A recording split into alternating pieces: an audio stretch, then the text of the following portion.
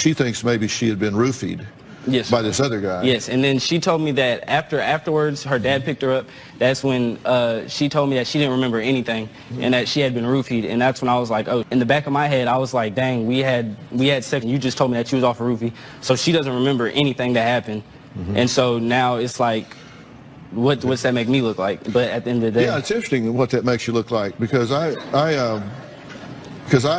took a hard look at the law in your state, and it's pretty interesting because there's a statute of limitations, 8 years actually, and it says rape is unlawful sexual penetration of a victim by the defendant, and the defendant knows or has a reason to know that the victim is mentally defective, mentally incapacitated, or physically helpless, and it's not 1, 2, 3, 4. It's not that you have to meet all of these. Any one of these. Yes, sir. You assault her in the car. You say she was incapacitated when you found her. Yeah, when I found her. Then you assault her in the car. Then you go home and she's clearly incapacitated.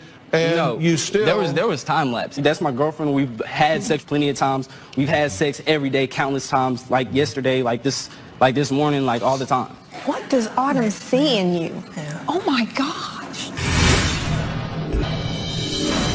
Autumn has been through physical abuse and mental abuse through her parents, stuff that's happened her whole life growing up. Autumn has told me stories about where her dad has hit her and where he's like drug her out the house by her hair. She told me that her father used to call her a raging bitch. And she also told me that her dad's racist. May I? So, I don't know if I've ever met anyone more foolish than you. Yes, sir. Let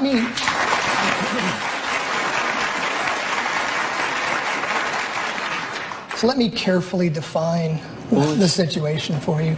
Yes, sir. You've come on stage and you're smiling and you find great humor in the fact that you're sexually assaulted and physically assaulted my daughter. There's no humor to it. There's no humor to it. You had the courage. I don't think I want to call it that.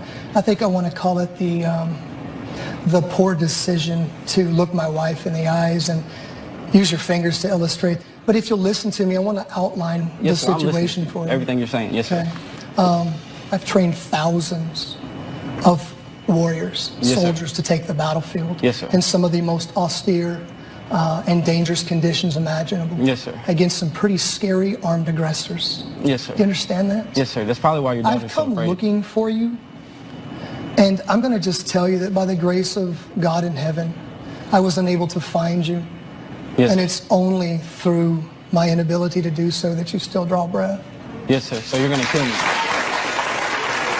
So I'm just going to tell you on behalf of... Are you threatening to kill me? That's what I'm asking. Are you threatening to kill me? No, I just know what would happen. Based on your behavior, nobody can have a sensible conversation with you. You've got my daughter wrapped up in this cycle of domestic violence where the tension phase builds up. And then she does something to try to gain your favor, but it triggers you, and then you batter her and you beat her. And she tries to get through it as quickly as she can so she can get into the honeymoon phase to try to please you again. Yes, sir. What we've tried to explain to her, and that's when the sex happens, by the way, she's tried to explain to us that she thinks that that's who you really are. The guy during the honeymoon phase. What she doesn't understand is everything is about getting to that for you. But you're really the other guy. You're the guy that lives in those other two phases. See, this you're the guy that beats women. You see all this. You're the guy that rapes women. You're the guy that has the nerve to come on stage and look my own wife in the eye on national television and illustrate that you're going to have sex with somebody with your fingers. I know that Dr. Phil has the ability to figure